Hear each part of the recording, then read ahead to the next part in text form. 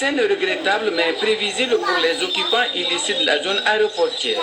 Les Caterpillar de l'entreprise ACC, Africa Construction Corporation, chargés de démolir les constructions anarchiques, sont à l'œuvre.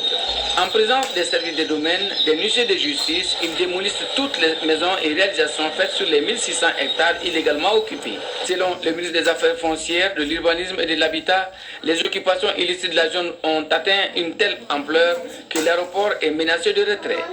Toute la zone aéroportuaire aujourd'hui est agressée et ça représente un danger pour la circulation aérienne.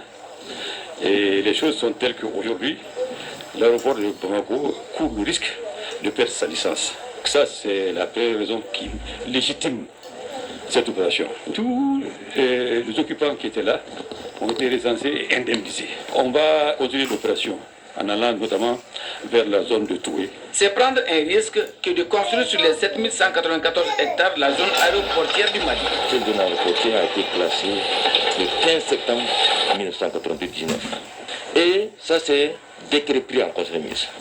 Vous conviendrez avec moi que ce n'est pas les dettes d'attribution des permis d'occuper qui peuvent venir déroger aux décisions pertinentes d'un décret pris en Conseil des ministres.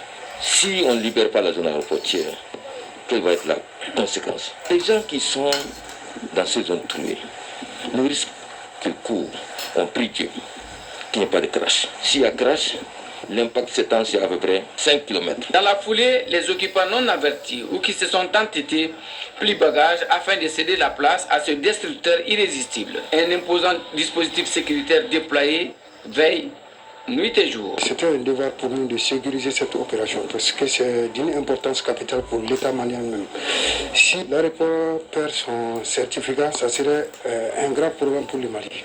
Raison pour laquelle j'ai donné des instructions fermes à mes hommes vraiment pour déployer les dispositifs qu'il faut pour sécuriser cette opération. Poste doit rester donc à la loi. Toutes les constructions édifiées en violation de la loi doivent donc être démolies.